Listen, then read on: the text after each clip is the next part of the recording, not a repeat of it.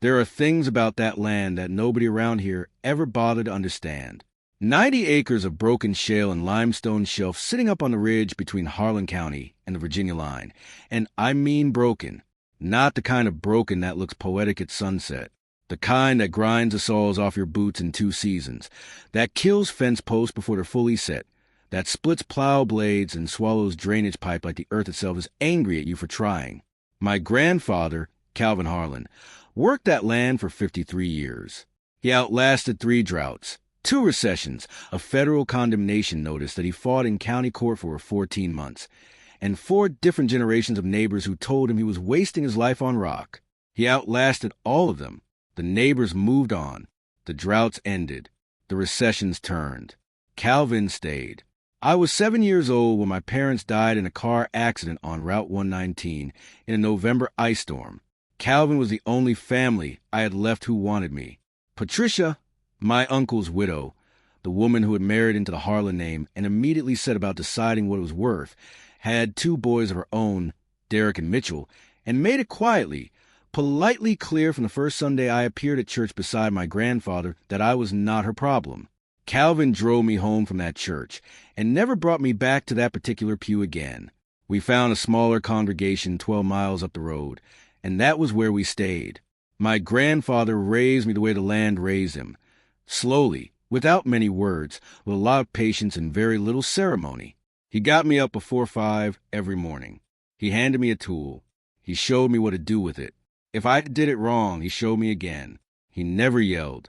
He never compared me to anyone or threatened to send me somewhere else. He just worked, and he expected me to work beside him. Those first years were hard in the way that only physical labor on hard ground can be hard. There's a specific kind of tiredness that comes from fighting rocky soil all day. It lives in your forearms and your lower back and behind your eyes. And when you're 10 years old and you feel it, you don't have language for it yet, so you just go to bed. You sleep the sleep of someone who has earned it. And in the morning, you get up and do it again. The land didn't grow much that anyone would consider a crop. Calvin kept a kitchen garden in the one soft pocket of soil on the eastern slope, tomatoes, pole beans, squash, and we ran a small herd of beef cattle on the rough grazing sections. But the cattle were never more than 20 head, and the real income, such as it was, came from timber.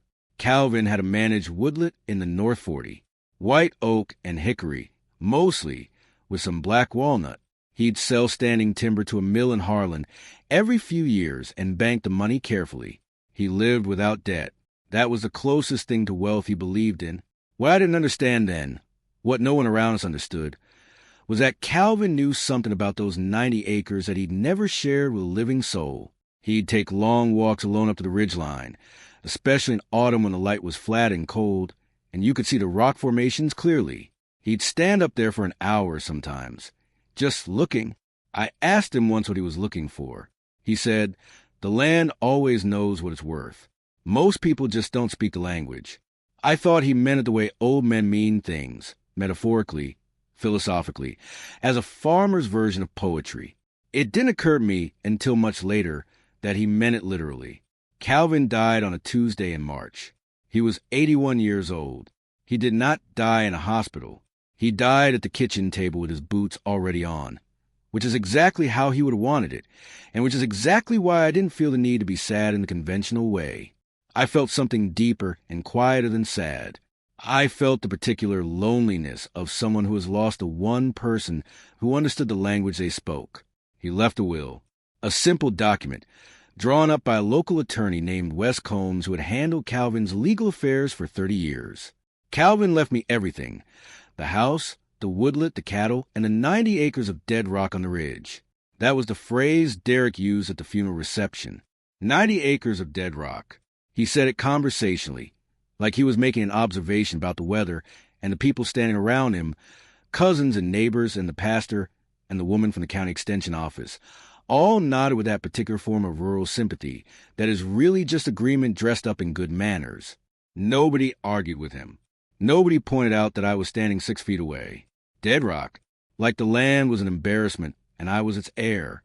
I held my coffee cup and looked at Derek and said nothing, because there are things about that land that I was beginning to suspect nobody understood, including me. Subscribe and tell us in the comments where you're listening from. I have been working those 90 acres full-time since I was 18, not out of obligation. Not because Calvin asked me to stay, but because I had looked at the life available to me elsewhere, and I had looked at the life available on this ridge, and I had made a choice. People assumed I stayed because I had no other options. They were wrong about that. I had 2 years of community college credits and a standing offer from a cousin in Cincinnati who ran a heating and cooling business. I turned it down and came back to the ridge. I turned down 2 other things after that. I'm not recounting this to be prideful. I'm recounting it because the story that gets told about men who stay on difficult land is usually that they had no imagination, no ambition, no other place to go. Sometimes that's true. It wasn't true in my case. I stayed because the land was asking me something, and I hadn't found the answer yet. In the 16 years between my 18th birthday and my grandfather's death, I had learned those 90 acres in a way that very few living people ever learn a piece of ground.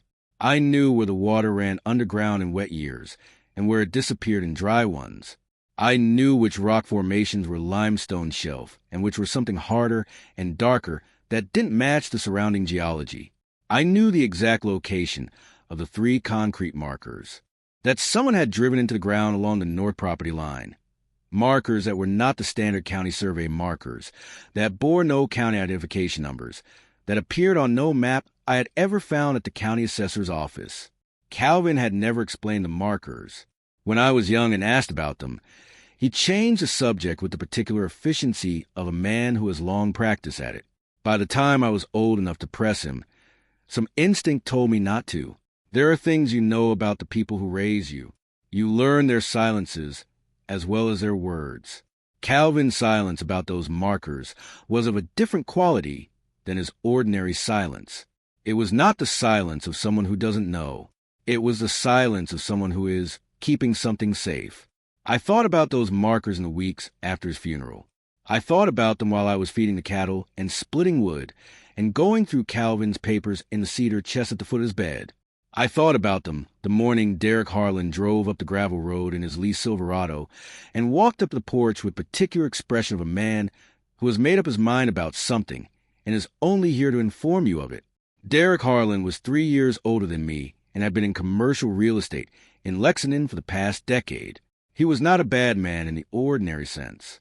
He was the kind of man who had learned early that confidence and volume could substitute for depth, and who had built a life on that substitution successfully enough that he had stopped questioning it.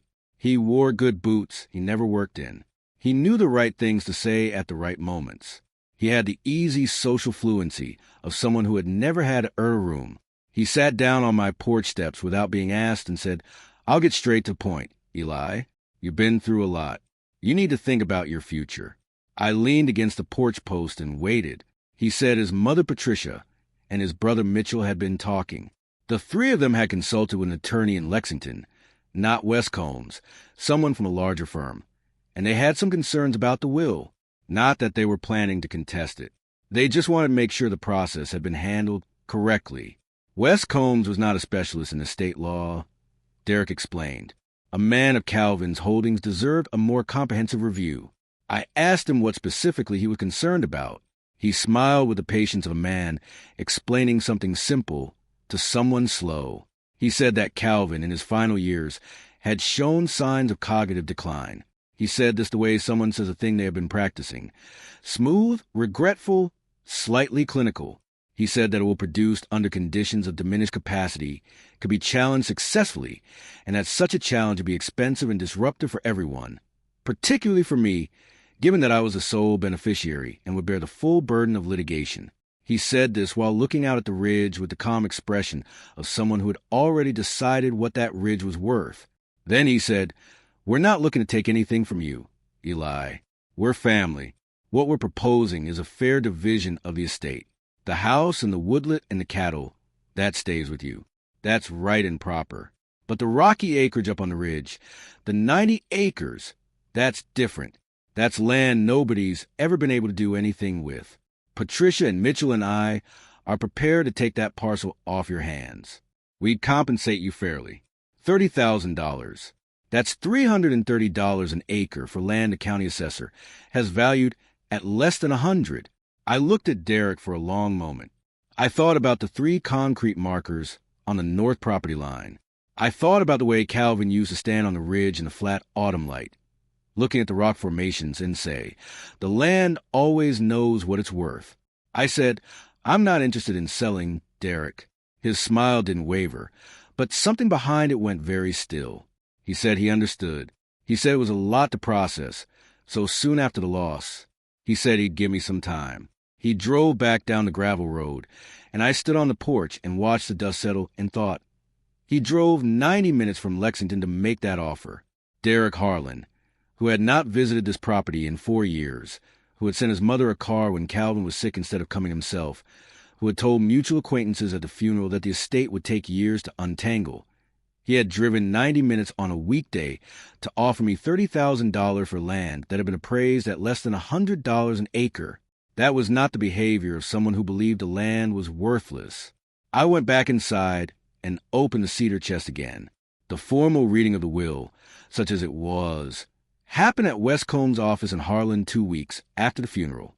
Wes had suggested we do it properly, with the interested parties present, to avoid any question of process. He meant well. He did not anticipate that Patricia would bring her attorney from Lexington, a younger man named Garrett, who wore a suit that cost more than my truck payment and who carried himself with the particular alertness of someone being paid to find problems. There were 8 people in that office. Me, Wes Combs, Patricia and Derek and Mitchell Harlan. Garrett, the Lexington attorney.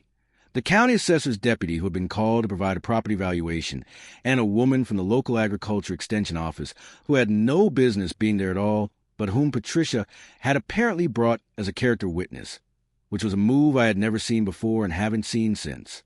Wes read the will. It was clear and unambiguous. Calvin had been specific. Every acre, every structure, every piece of equipment, every animal, every account. To Eli Calvin Harlan, in recognition of his stewardship of this land and his loyalty to this family. The word loyalty hung in the room for a moment. I saw Patricia's jaw tighten. Garrett, the Lexington attorney, cleared his throat and said that his clients had concerns regarding the testator's cognitive capacity at the time of signing. He said that an assessment of the testator's medical records indicated a pattern of cognitive changes consistent with early-stage dementia. He said he wanted to put on record that his clients reserved the right to pursue a formal challenge. Wes Combs said, with the patience of a man who had heard a great many things in 30 years of county law practice, that Calvin Harlan had signed that will in full legal capacity 14 months before his death, in the presence of 2 witnesses and notary, and that the document had been executed with exemplary procedural care precisely because Calvin had anticipated this conversation. Garrett said that did not preclude a challenge. Patricia said, from across the room, in the tone of a woman who has been holding something back for a long time, "Eli, nobody is trying to take your grandfather's house. We're asking for what's fair. Calvin built something on this land. It belongs to the whole family, not just the boy he kept around to do the chores. The boy he kept around to do the chores." I heard Mitchell Harlan, Patricia's younger son, suppress a sound that was not quite a laugh. The county assessor's deputy looked at the ceiling. The woman from the agriculture extension office looked at her hands. I said nothing. I kept my face still and my hands flat on my thighs, and I waited for Wes Combs to finish what he had to say. Wes said the will was valid. He said any challenge would be heard in circuit court and that the burden of proof was substantial. He said that in his professional opinion, the document would withstand any scrutiny a court was likely to apply. Garrett said his clients would be considering their options. Derek, who had been quiet through all of this, leaned back in his chair and looked at me with the particular pity of a man who has already decided how a story ends and is watching you catch up. He said, "Eli, think about this practically. That land doesn't produce anything. You can't farm rock. You can't develop it. The zoning restrictions alone would strangle you. We're offering you money you could actually use. Real money. Enough to set yourself up somewhere else. Start fresh." I looked at Derek. I looked at Patricia. I looked at the Lexington attorney with his expensive suit. I said, "I appreciate the offer. My answer is no." I stood up, shook Wes Combs' hand, nodded to the room, and walked out. I sat in my truck in the parking lot for 10 minutes before I started the engine. My hands were steady. I was not angry in the hot, combustible way. I was angry in the cold, patient way, the way that doesn't need to express itself immediately because it knows it has time. I drove home and walked directly up to the north property line, to the 3 concrete markers, and stood there in the late afternoon light looking at them. And then, for the first time, I knelt down and cleared the grass away from the base of the nearest one. On the bottom edge of the marker, almost flush with the soil, I found an engraving I had never noticed before. Small, precise, 5 letters and a number. USACE 1954. United States Army Corps of Engineers. 1954. I drove into Harlan the next morning and found Wes Combs before he opened his office. Wes Combs was a man who had been a country lawyer long enough to know that the most significant legal documents in any county were almost never the ones people talked about.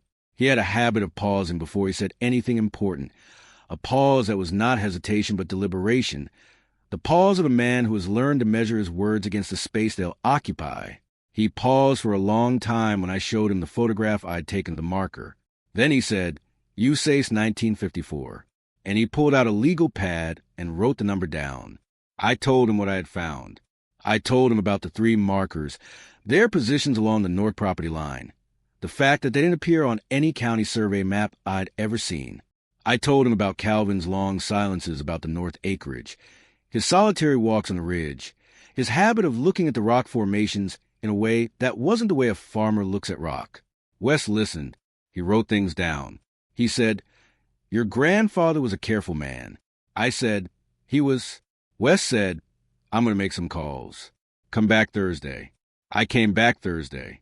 Wes Combs had spent 2 days pulling records that the county courthouse barely knew it had.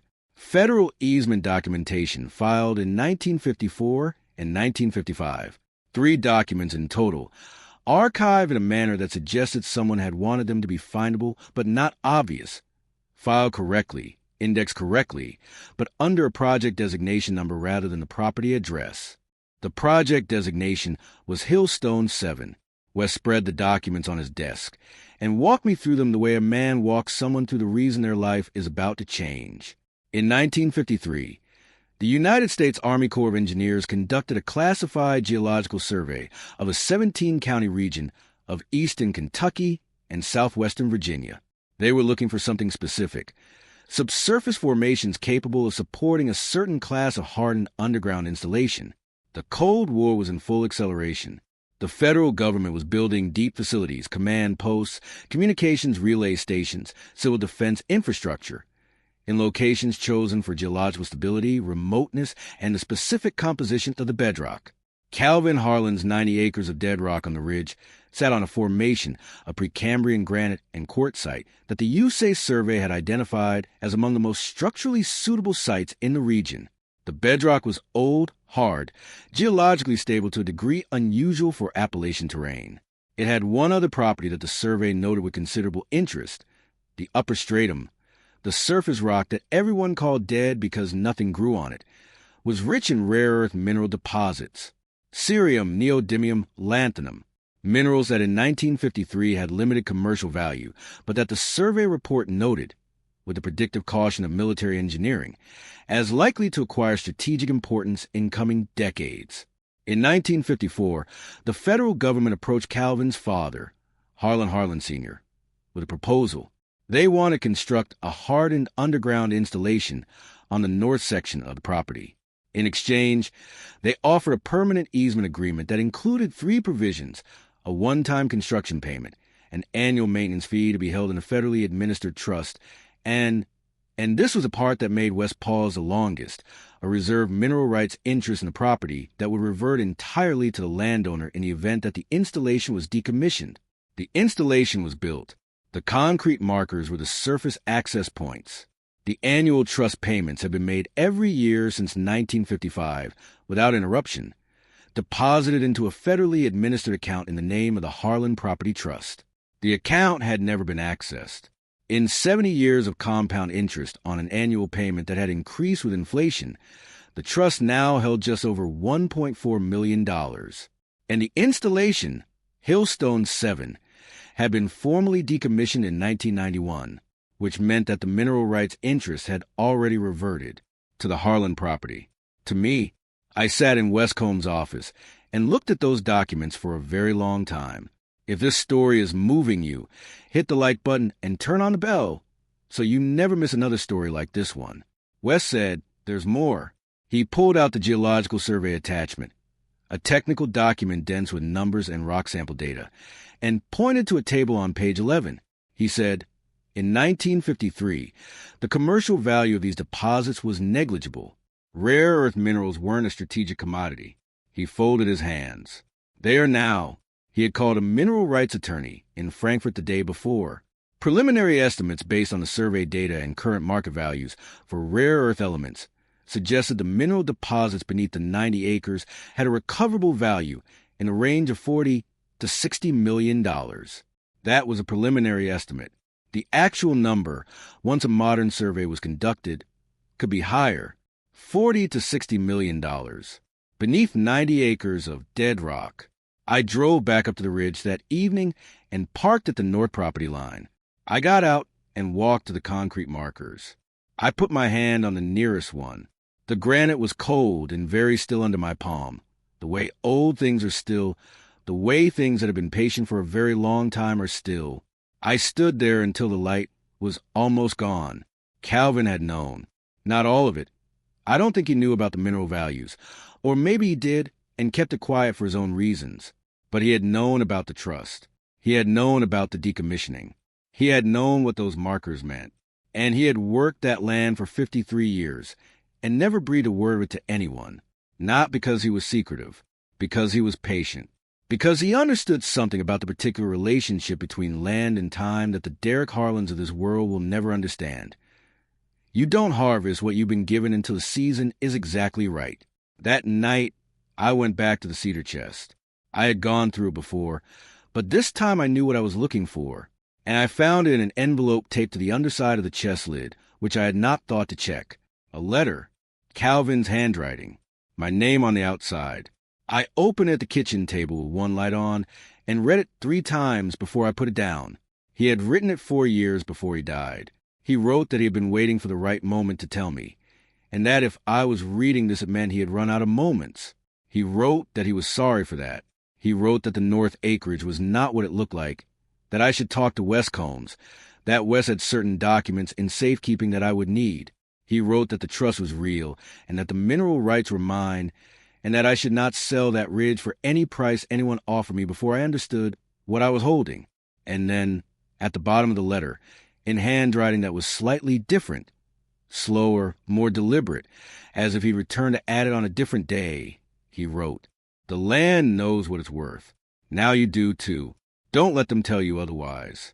I folded the letter and put it back in the envelope and sat with it in my hands for a long time. Outside, the ridge was invisible in the dark. Somewhere beneath it, inside a mountain of Precambrian granite, a sealed military installation sat in dry, pressurized silence, surrounded by mineral wealth that no one in my family had ever touched. I asked Wes Combs to call Derek Harlan. I did not call Derek myself. I wanted Wes's voice on the line, the voice of a country lawyer who had been handling this family's business for 30 years and who had no reason to be nervous about anything. Wes called and said that new information had come to light regarding the Harlan estate and that it would be in all parties' interest to meet. Derek said he could come to Harlan on a Friday. He brought Patricia. He brought Garrett, the Lexington attorney.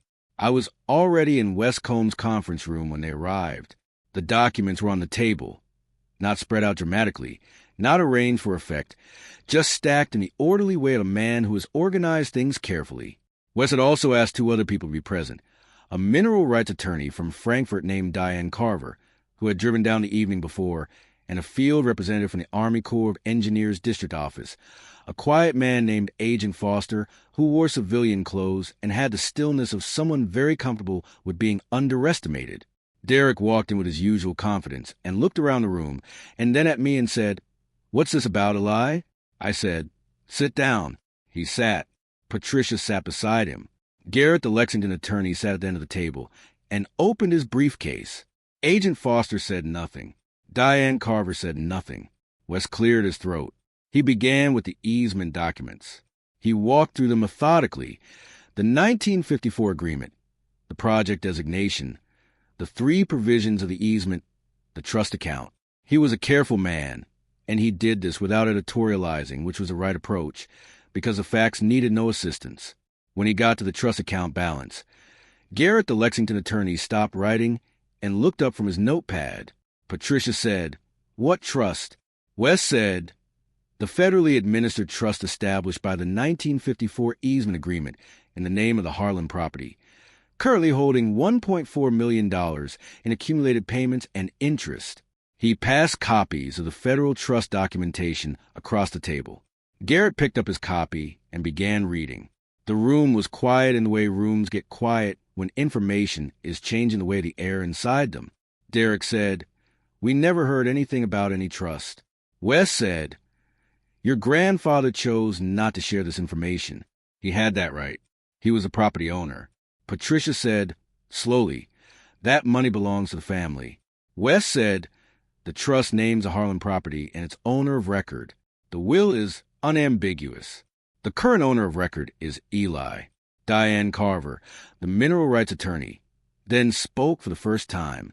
She had a quiet, precise voice in a manner that reminded me of the way good agricultural machinery works. No wasted motion. Everything directed. She said that she had been retained to provide an assessment of the mineral rights situation, and that she wanted to walk everyone through what she had found. She passed copies of the USACE Geological Survey around the table. She explained rare earth mineral deposits in terms that were clear and specific and required no particular background to understand. She talked about cerium, neodymium, lanthanum. She talked about current market valuations. She talked about the 1954 easement clause that had reverted all mineral rights interests to the landowner upon decommissioning. She said, based on the 1953 survey data and current market conditions, the recoverable mineral deposits beneath the subject property have a preliminary estimated value of between $40 and $60 million. I want to be clear that this is a preliminary estimate based on 70-year-old survey data. A modern survey will provide a more precise figure. The room absorbed that number the way ground absorbs water in a heavy rain, slowly, unevenly, with visible resistance. Garrett, the Lexington attorney, had stopped writing altogether. He was holding his pen very still. Derek said, He stopped. Started again. "You're saying there are $60 million of minerals under the ridge." Diane Carver said, "I'm saying the preliminary estimate is in that range. The actual figure requires a modern survey to confirm."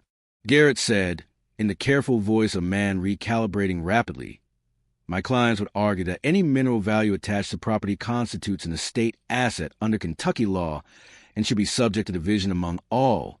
Wes Combs said, with the patience of a man who had been waiting for this specific argument, "The mineral rights are not an estate asset. They are a component of the property itself, conveyed entirely to the current owner of record by the terms of the 1954 federal easement and the subsequent decommissioning. They are not subject to division." He slid a copy of the federal decommissioning notice across the table. Dated March of 1991.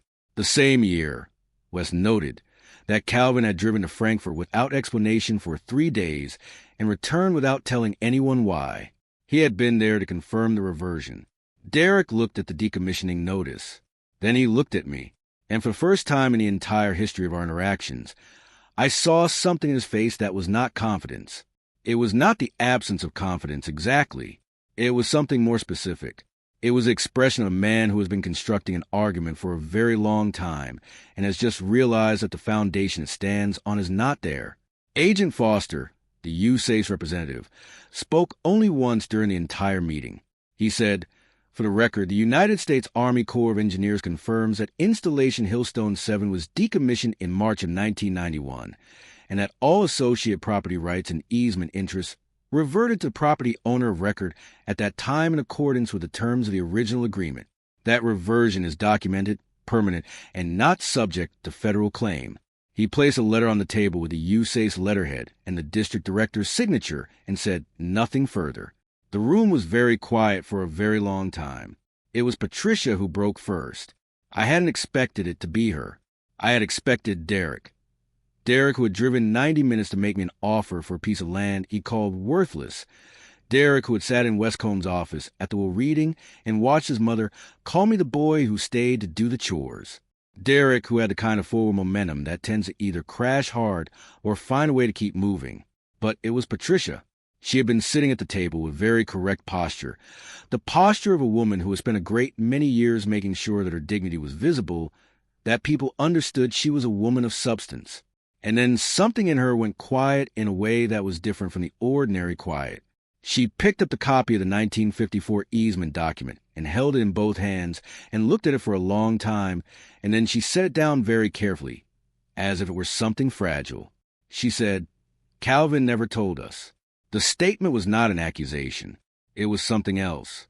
It had the quality of a thing said to oneself. Wes said gently, "No, ma'am, he didn't." Patricia said, "He worked that land his whole life, and he never said a word." She was not speaking to anyone in particular. She was speaking to the air in the room, to something behind the documents and the legal terminology and the decades of accumulated silence. I thought of Calvin walking alone on the ridge. I thought of the particular quality of his silence on the subject of the markers. I thought of the letter in the cedar chest. The land knows what it's worth. Now you do, too. Don't let them tell you otherwise. Patricia said, "We thought he was just..." She stopped. She tried again. "We thought the land was just rock. We thought..." Derek put his hand on his mother's arm. His face had gone through several different expressions in the past 20 minutes and had settled on something I recognized but had not expected. Something that looked like embarrassment, not the social embarrassment of being caught in a situation, but the deeper kind. The embarrassment of realizing that the story you've told yourself about someone, the story that justified everything you did and said about them, was wrong. He said, quietly, not to me but to the table. He knew the whole time. He worked anyway. I said, yes. Derek looked up. He said, Eli, he stopped, started again, at the will reading, what my mother said. About. He didn't finish the sentence. I waited. He said, that wasn't right, what she said. I should have said something. It was not a large statement. It was not a formal apology with all the architecture of contrition. It was a small thing, offered the way men who are not practiced at humility offer things, awkwardly insufficiently, but genuinely. I said, I know. Patricia had not looked up from the table. She said, in a voice that had lost most of its structure, he raised you, and we should have... She stopped. She pressed her lips together. She was not crying in a way that is performed or seeking anything. She was doing something harder and quieter and more private. She was reckoning. Garrett, the Lexington attorney, had closed his briefcase. He had not spoken since the U-Safe's letter was placed on the table. He had the particular stillness of a man who has assessed the situation and concluded that there is nothing for him to do here. He glanced at Derek. Derek gave him a small nod that meant they were done. Diane Carver and Agent Foster gathered their materials quietly. They had seen this before. Not this exact story, but the shape of it. They understood that this part was not their business. They excused themselves and waited in the hallway. Wes Combs straightened the documents on his desk and made no move to leave. He had been Calvin's lawyer for 30 years. He had the particular steadiness of a man who has served many families through many reckonings and who understands that the most valuable thing he can offer in this moment is the absence of interference. The room was very still. I looked at Patricia. I looked at Derek. I looked at Mitchell, who had said almost nothing the entire meeting and who had been watching me with an expression I couldn't fully read. Not hostile, not remorseful. Something more uncertain than either. I said, Calvin didn't hide this to hurt anyone. He hid it because he didn't trust what would happen to the land if people knew. He thought someone might try to sell it before the time was right, before anyone understood what it was worth. He was probably correct. Patricia said nothing, but she heard it. I could see her hearing it. I said, I'm not going to stand in front of a circuit court judge and argue about the will. That's over. The mineral rights are mine, and the trust is mine, and the land is mine, and I'm going to do exactly what my grandfather would have done with it. Work it right. Take care of it. Not do anything fast or foolish just because there's money involved. Derek said, what about the challenge? He said it without aggression. He said it as a genuine question. I said, "I don't think there's a challenge anymore, is there?" He looked at Garrett's closed briefcase. He looked at the USACE letter on the table. He said, "No, there isn't." The quiet that followed was different from the previous quiet. It had a different texture, less suspended, less tense, more like the quiet that settles over a piece of ground after a storm has passed and the water has run off and the earth is just sitting there, rearranged somewhat, but present. Patricia, before she stood up, said one more thing. She said it to the surface of the table more than to me, but I heard it clearly. She said, "He was a good man, your grandfather. I didn't give him enough credit. I didn't give you enough credit." I said, "I know." I said, "He would have forgiven it. He wasn't a man who held things." She looked up at me then, just for a moment, and then she gathered her coat and walked out, and Derek followed her, and Mitchell nodded at me on his way to the door, a nod that was not an apology exactly, but was something in the same family. Wes Combs and I sat alone in the conference room. He refilled both our cups of coffee from the carafe on the credenza. We sat in comfortable silence for a while. Then he said, "What are you going to do with it?" I said, "I don't know yet. I need to think." He nodded. He said, "Take your time. The land's not going anywhere." I laughed at that, a real laugh, not polite, not social, the genuine article. The kind of laugh that means, yes, exactly. That is precisely the truth of the situation. The modern geological survey took 6 weeks. Diane Carver managed the process, bringing in a team from a firm in Charleston with specialized rare earth assessment experience.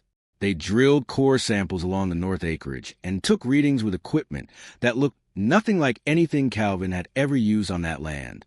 They worked quietly and professionally, and when they were done, they gave me a report that I read at the kitchen table over 2 evenings with a legal dictionary and Wes Combs on speed dial. The preliminary estimate had been conservative. The recoverable deposits beneath the 90 acres had a current market value in the range of $70 to $90 million at prevailing rare earth commodity prices. That range was subject to market fluctuation. It was also, the report noted, likely to increase over the next decade as demand for rare earth elements in battery technology and defense applications accelerated. I sat with that number for a long time. I want to say something about what it feels like to hold that kind of information when you are a man who has spent his adult life driving fence posts into rock and managing a 20-head cattle operation on the margins of subsistence income. It does not feel like winning.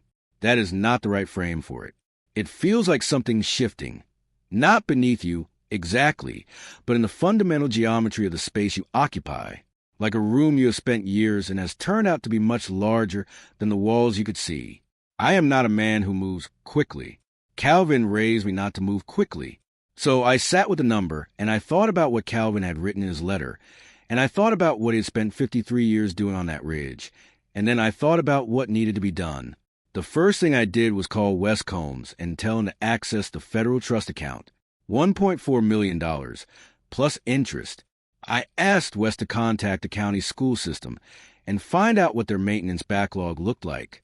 I had driven past the elementary school in Harlan enough times to know the roof was 20 years past due and the gymnasium windows were held in with expanding foam. Wes made some calls. The maintenance backlog across the county school system was $2.3 million. I told him to write the first check. I want to be specific about why I did that before I did anything else. It was not generosity in the way people mean when they call something generous, as if the giver is doing something extra above and beyond the ordinary. It was more like a debt. This county had given Calvin everything he needed to be who he was. The roads he drove on, the school I attended, the courthouse where Wes Combs had kept the family's legal papers for 30 years, the community that had, in its imperfect and sometimes dismissive way, been the context in which Calvin had built a life. Paying for the school roof was not generosity. It was accounting. The second thing I did was go see Wes about the mineral extraction question. Rare earth mining is not a simple operation. It requires infrastructure, permitting, environmental review, a degree of surface disruption that needs to be managed carefully if you don't want to destroy the thing you're trying to develop. I did not want to become the steward of a strip mine. I wanted to become the steward of a responsible operation, one that took something real from the ground, paid people fair wages, complied with every regulation at the state and federal level, and when it was done, put the land back in condition where it could sustain something else. Diane Carver connected me with 2 mining attorneys and an environmental compliance firm. The permitting process took 14 months. I used some of the trust funds to retain legal counsel and cover the application costs. During that 14 months, I continued to feed the cattle and manage the woodlot and work the land the way Calvin had worked it, because that is the thing about patience. You don't stop doing the necessary work while you're waiting for the larger thing to resolve. The operation I negotiated was a modified in-situ recovery process, a method that extracts mineral compounds with significantly less surface disruption than conventional open-pit mining. It was more expensive. It was also the right way to do it. The company I partnered with was a mid-size operation out of West Virginia with a clean environmental record and union labor. 43 permanent jobs, starting wages substantially above the county average. The lease agreement gave me a 22% royalty on all extracted material and a restoration bond that the company was required to fund from day one. Mitchell Harlan, Derek's younger brother, the one who had said almost nothing at the meeting in Westcone's office, called me 3 months after everything was settled. He said he was working as an equipment operator in Lexington, and the work had dried up. He asked if there was any possibility of a job on the operation. He said he knew how things had gone, and he understood if the answer was no. I said the answer was not no. I said I would talk to the operations manager. I said that Mitchell should understand that there was no special treatment coming to him. He would be hired on the same terms as everyone else, go through the same training, do the same work. Mitchell said, "That's all I'm asking." He started the following spring. He turned out to be a capable equipment operator and a reliable worker. He brought his family to Harlan County and bought a house in the valley below the ridge. I see him sometimes at the grain elevator or the hardware store. He nods. I nod. It is not warmth exactly, but it is something honest. Derek called once. It was a short conversation. He said he and his mother had talked, and that they wanted to say, formally, that they were withdrawing any claim to the estate and had instructed Garrett to send a written confirmation to that effect. He said, "I hope things go well with the operation, Eli." I said, "I appreciate that." He said, "I'm sorry." About the will reading. About what my mother said. I said, "I know." There was a pause. He said, "Your grandfather he was something. He really was." I said, "Yes, he was." I did not say anything further about it. There was not much more to say. Derek had his life in Lexington, and his real estate business, and his leased truck, and the story he would have to live with about what he'd tried to do and what had stopped him. That story was his to carry. I had my own work to do. Patricia sent a card at Christmas. It had a short note inside. She said she thought about Calvin often. She said she hoped the land was well. She signed it with her full name. Formally, the way you sign a card to someone you owe something to and aren't sure how to pay. I keep it in the cedar chest. Beside Calvin's letter, the USACE representative, Agent Foster, contacted me again 8 months after the meeting. He said the Army Corps was interested in the physical infrastructure of the Hillstone 7 installation, the tunnels, the reinforced chambers, the ventilation systems. It had been decommissioned, but it was architecturally significant, built to specifications that represented a specific moment in American engineering history. He asked if I would be willing to allow an engineering survey team access to document the structure before the mining operation modified the subsurface. I said yes. I walked the team up to the ridge myself on a cold morning in October, the light flat and pale, and exact the way autumn light is on that ridge, and I watched the engineers descend to the concrete access point with their measuring equipment. They were in there for 3 days. When they came back out, the lead engineer, a woman about 10 years older than me who had a manner not entirely unlike Calvin's, said, "That is a remarkable piece of infrastructure. The rock they built into is extraordinary. Your grandfather understood something about this land." I said, "He did." She said, "What he left you is unusual. In my experience, people who are left unusual things rarely understand what they have." I said, "He made sure I would." She looked at the ridge for a moment. Then she said, "Good man," and she walked back down the road. I stayed on the ridge for a while after she left. The sun was going down and the rock was orange in the last light, and the air was perfectly still. I put my hand on the concrete marker. You say it's 1954. The way I had put my hand on it the evening I first found the engraving, back when I understood nothing, back when the land was still just rock, and the markers were still just markers, and Calvin's silence was still just silence. The land knows what it's worth. Now you do too. Don't let them tell you otherwise. It has been 4 years now since the meeting in Westcomb's conference room. The extraction operation on the North 40 runs 6 days a week in the warmer months and maintains a reduced schedule through winter. The royalty checks come quarterly. I have set up a scholarship fund at the county high school, the Calvin Harlan Agricultural and Trade Scholarship, that pays full tuition to a 2-year technical college for 2 students each year, with preference given to students from farming families. It is a small thing. It is the right thing. The cattle are still here. 22 head now. I added 2. The woodlet still produces timber every few years, and I still sell it to mill in Harlan, though nobody thinks I need any more. I do it because it is the work, and the work is what keeps you honest. A man who doesn't do the work of the land he owns does not own it in the way that matters. He is just holding a deed. The house has been repaired where it needed repair and left alone where it didn't. The kitchen table where Calvin died with his boots already on is still the kitchen table. It is the best furniture in the house, and I intend to keep using it until it falls apart. Then I will have it repaired. I think about what Calvin knew and when he knew it. I have come to believe that he understood most of it fairly early, perhaps not the full mineral valuation, perhaps not the precise balance of the trust, but the essential shape of the situation. The land had been chosen for a reason. The reason was embedded in the rock itself. He had been paid a fair price for an easement and had banked that payment faithfully, and when the easement ended he confirmed the reversion and kept the knowledge close. And then he had gone back to work. He did not do any of this for drama. He did not do it to set a trap for Patricia or to manage the posthumous humiliation of his relatives. He did it because he understood something about the relationship between land and time that most people in this era have lost access to. That patience is not passivity. That staying is a form of action. That working something faithfully for a long time is not the absence of ambition. It is the deepest expression of it. He wanted me to inherit not just the land, but the understanding of the land. He wanted me to stand on that ridge and feel what it felt. The particular combination of humility and knowledge that comes from working a piece of ground long enough to understand what it is actually doing beneath its surface. He could have written a letter that explained everything in practical terms. He wrote a letter that said, "The land knows what it's worth. Now you do too." That is not a practical statement. It is something larger. It is a transmission.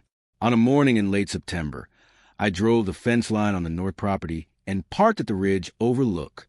The extraction equipment was quiet. It was a Sunday. The air was clean and very still. Below the ridge, the valley spread out in the flat amber light, the rooftops of Harlan visible in the distance, the Tulane Highway running south toward Virginia. Mitchell's house was down there, smoke rising from the chimney. I stood at the fence line for a long time and looked at the rock formations the way Calvin used to look at them. Not with assessment, not with calculation, but with a kind of attention that is its own form of gratitude. This is what the land taught me. Not a lesson, exactly, more like a practice. You show up. You pay attention. You do the work. You wait. There are things about this land that nobody around here ever bothered to understand. I am glad of that. It kept it safe until someone could. The land will tell you what it's worth. It always does. You just have to be the kind of person who stays long enough to hear it. Thank you for staying with us all the way to the end. Don't forget to subscribe and check out the other stories on screen right now.